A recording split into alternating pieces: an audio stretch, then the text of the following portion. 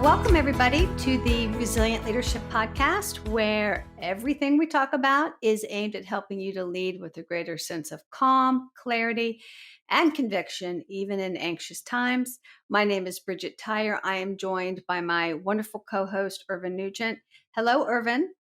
Hello, Bridgette. How are you? I am doing peachy keen, as I used to say. When people would ask me, how you doing? I'd say peachy keen. They go, where on earth did you get that from? And I'm like, well, I had an aunt who's from the South, and that's what she would say all the time. I love it. Have you ever heard that expression before? I have a few times. I lived in Florida for 21 years, so it did come into my vocabulary every now and again. There you go. Can't say I've ever used it, but. Okay, well, so that's how I'm doing. I'm doing great, and I'm very excited about this topic. Yeah, me too. Okay, so we are going to be talking about busting the charisma myth. And as you and I have chatted, Irvine, it is a myth that, I think a lot of leaders hold, right? That, man, to be really effective as a leader, you got to be charismatic. And the problem with that assumption is what if you're not? Because we know if we're not, and it can, I think, erode our confidence. So we're going to shine a giant spotlight on this assumption and hang around, because we're going to talk about two other qualities that are much more essential to your success in the long run than charisma is. Yeah.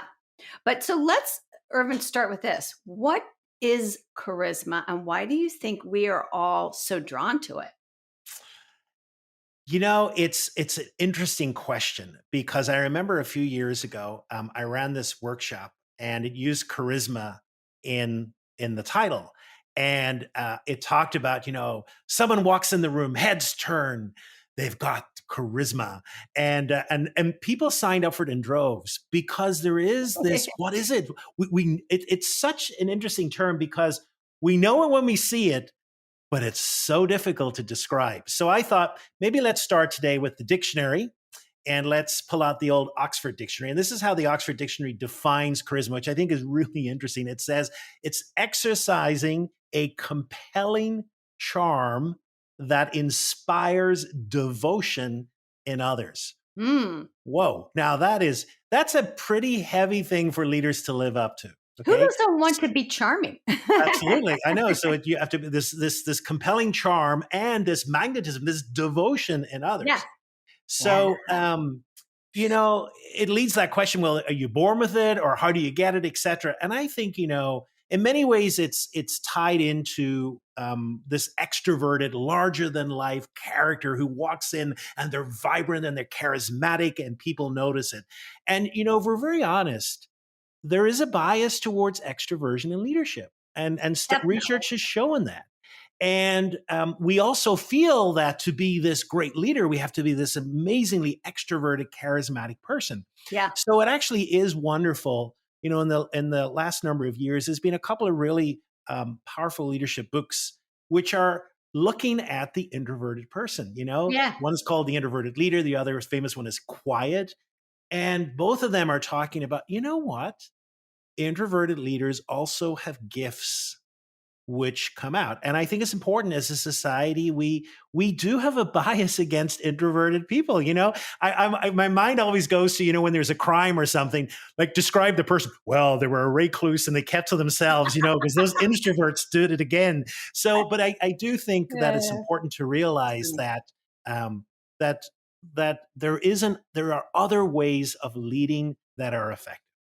Yes. And not only that, but we're going to go so far as to say that there's a shadow side to charisma, right? Yes. So, yes. I mean, of course, if you're charismatic, you can use it to your advantage because, it draws people to you. But Irvine, speak a little bit more to, I don't know, whatever pluses you think there are, but what about that shadow side? Well, I mean, the pluses are just look at that definition: inspires devotion. So the pluses are there is this forward momentum that charismatic and leaders have, and they can push people forward, and people not just even push them, people want to follow them. So they have a great ability in inspiring others for forward momentum, inspiring trust in others, etc. And all of that is very powerful. However, just as you say, there is a dark side.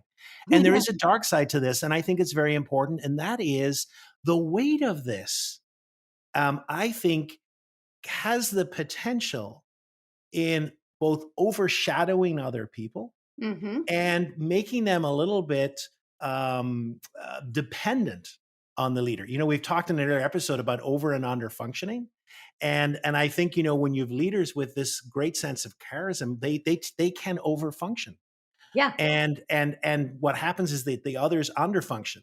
And I think that's really important as well, because, when we just what we mean by under and over functioning, by over functioning, that means the leader takes this responsibility to feel and act for other people, and it just erodes their capacity for ownership.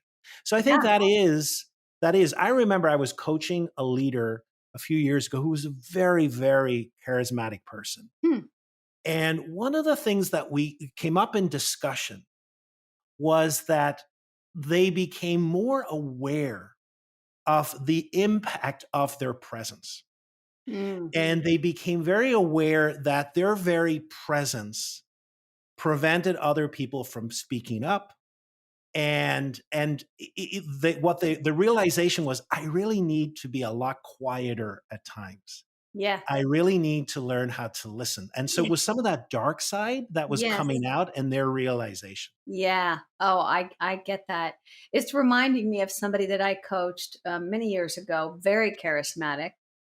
And when this person started their company, that charisma was a beautiful thing, right? Mhm. Yeah. For clients and attracting media attention and recruiting people and rallying people to charge up the hill. And until it wasn't, because you Yeah. can't really scale on the backs of a single Mm. personality. Yeah. Yeah. And an organization has to learn to think for itself. People have to learn to think for themselves. Mhm. They have to learn to lift themselves up and recharge themselves, right? But when Yeah. you're in the presence of a charismatic leader, you can kind of like just lose all of that and just lay it at their feet, like you Yeah. said, right? Yeah. Yeah. Yeah. And I think, you alluded to it at the beginning. So if that is the case, then what is important? And I think what we both like to draw attention to today is those two qualities of clarity and consistency. And we don't use those just pulling them out of thin air. There's actually good reasons for those. And I know, Bridgette, we try and ground a lot of our thinking and a lot of our conversations in neuroscience. So do you want to talk a little bit about why is clarity and consistency important, and what's going on in the brain? Yeah. Well, first of all, just listening to you, like it's immediately obvious that clarity and consistency don't have the same allure as charisma. It's like, you know, and yet, from a neuroscience point of view and from a systems perspective, which is what we're all about here, Mhm. a clear and consistent leader wins the day. Mhm. And an inconsistent and unclear leader wreaks havoc on people's nervous systems. Mhm. So, why is that? And it has to do with one of the things the human brain loves to do, which is make predictions. So, we take data, right? And then the brain goes, okay, well, based on that data, what's the weather going to be tomorrow? And, what kind of a week am I going to have? And how's my family going to be? And, we're going to have enough money to pay the bills. And we make predictions. And we want to feel confident in those predictions. And when we do, it calms us. And when we don't, it makes us really anxious. And then we can't do our best thinking. So a leader who isn't being clear and consistent is unpredictable. And Mhm. man, is that triggering for us, Yeah. right? Like if you can't predict how your manager is going to act or react, it puts you on edge. Yeah. So a clear and consistent leader helps the organization to be calmer, and it helps people to do better thinking. Yeah. Right. So that's the neuroscience behind it. But okay, so now we got to pump up the clear and consistent leader and talk about what it looks like in action, because while it might not have the same immediate allure, when we talk about what it looks like in action concretely, we can really see why it matters so much. So what does a clear and consistent leader look like in action? Yeah, it's a really interesting question, because I think you alluded to the fact that they're really both sides of a coin, Yes. But let's try and clarify both just for the sake of doing it. So Yeah. the first is what does clarity look like in leadership? And I go as far and say that clarity is the lifeblood of an organization. And that when leaders are able to communicate their values, their priorities, their expectations in a clear Mm. manner, it is amazing what can happen in an organization. Yeah. I think, what happens, we see alignment, we see a building up of trust, clarity of execution, clarity of roles, etc. And all of those are incredibly important, because I don't know about you, but I've been in so many coaching conversations and so many organizations where clarity is just not present. Yeah. I'm not clear about my role and responsibility. Right. And so if you're not clear about your role and responsibility, that has huge impact. So the impact, of course, is then, well, if I don't know what I should be doing, why don't I just do everything? Or why don't I encroach Right. on other people, et cetera? Or Yeah. the person can say, well, then I just give up, So that kind of clarity is important. Clarity of values as well, because we know that people stay in organizations where they espouse the values, that there's meaning, and so if a leader has clarity about the values, then I think employees can come around, and there's clarity about that. Hmm. One question I like to in a coaching conversation with leader, and sometimes this comes up, where it's where leaders think, this is the problem. Leaders think they are very clear, Yeah. but as my mother used to say, they're as clear as mud, and at times, and what happens, a question I like to ask is do you know what your values are? And then the next question is, and if I ask that to anyone in your team, would they be able to tell me the same response? Hmm. And very often that's where the failure is. There isn't clarity around that. You see, because you can be charismatic all you want, but if what you're saying doesn't have clarity, then I think you're really failing at this kind of fundamental um, um, this fundamental area of Hmm. organizational life. Yes. And I'm guessing this has been your experience as well, but leaders will assume they've been clearer than they have been, not just about values, but about a lot of stuff, right? Yeah, yeah, And they'll say, "Oh yeah, we've communicated that many times. yeah, We sent out an email and then we resent it. And I think that the reason leaders can sometimes think there's clarity when there isn't is one, you might have talked a lot about it with a colleague, or inside your own head you've had conversations and it feels like you've communicated.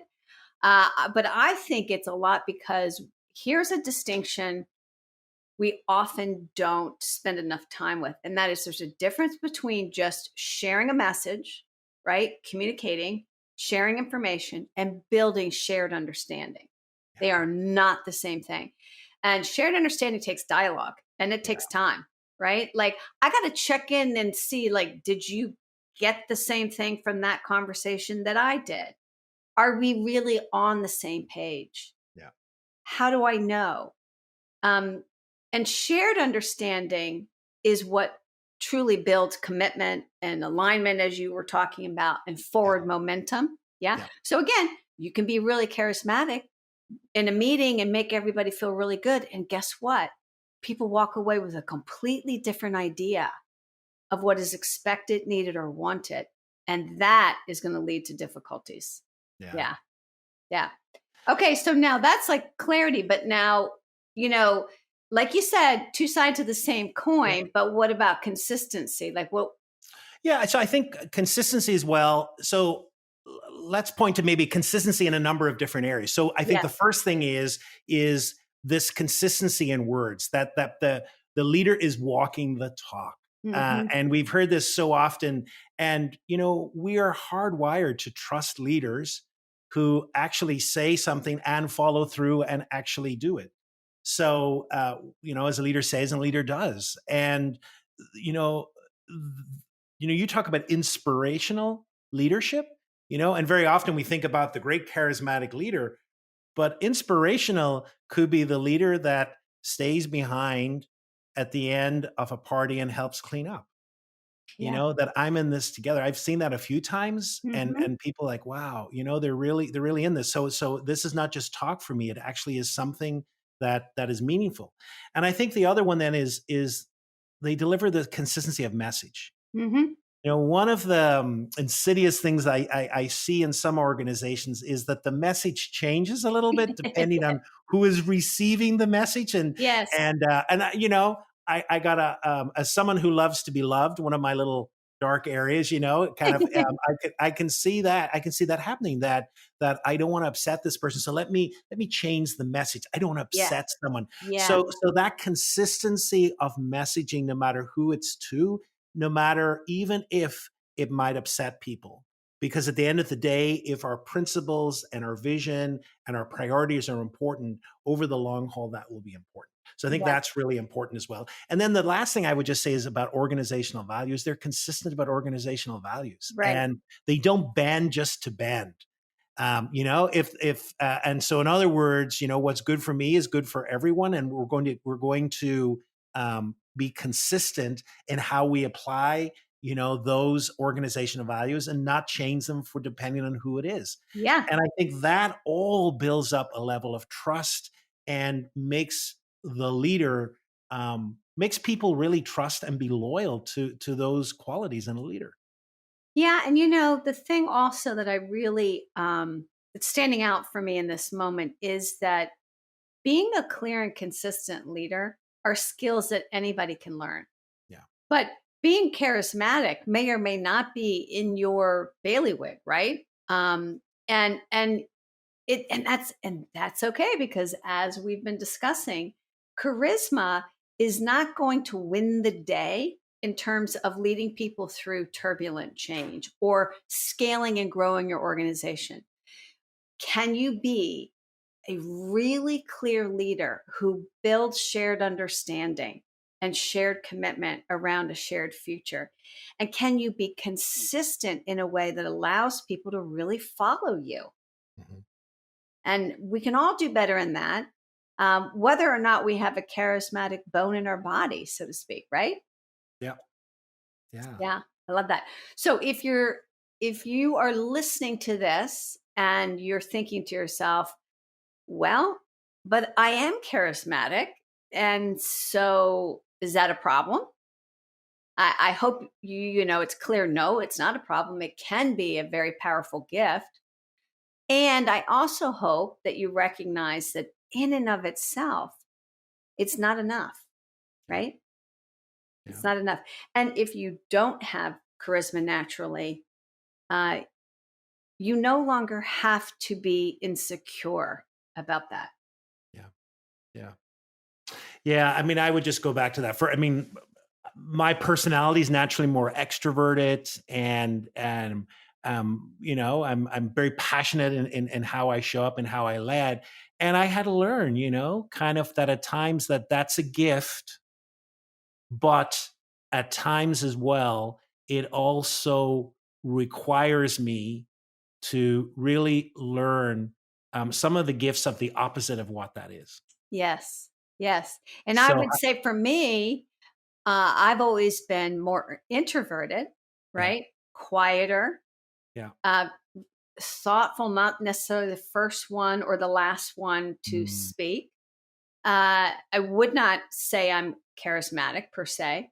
And yet, what I do know is that I can inspire people. And a lot of times, the way I inspire people is because my communication is so accessible and clear mm, that it allows people to have insight, to grab mhm, hold of something that they didn't have hold of before, right? mhm, So there are lots of different ways to lead.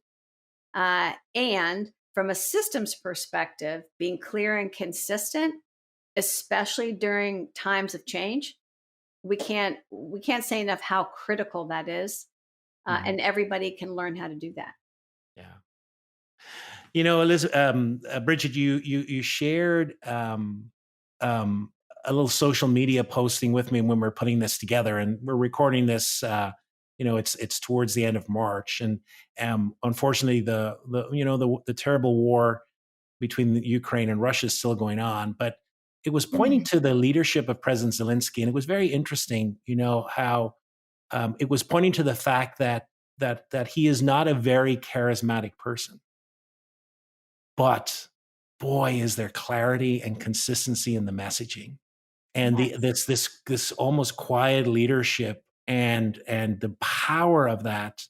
And I think it's just a great example as well of what we've been talking about. Yeah, because really his power comes from his conviction, Yeah, the clarity of his conviction, yeah, the principles upon which he stands, and what he stands for. yeah, Yeah, it's a beautiful example right now in the world today of really leadership by principle and not leadership by being persuaded by the emotional pressures of the day. yeah. Absolutely. So, Bridget, if we were going to go into an exercise, we always try and leave our Hmm. listeners with something to mull and to chew before the next episode. So, what would be a core practice in this area? Yeah, so this is a really simple one, but I think can be powerful, and it's a single question to ask yourself. Maybe put this somewhere where once every couple of weeks you're going to look at the question and you're going to take a couple of breaths and think about it. And here's the question: where do I need to be clearer about what and with whom? Hmm. Simple, right? Where do I need to be clearer about what and with whom? Invariably, if you take a long enough look, there are little pockets where there's not shared understanding, where there's not wholehearted alignment, where your understanding of expectations is maybe not quite as clear as theirs. Hmm. Yeah. So that's the Boy, practice. I love that.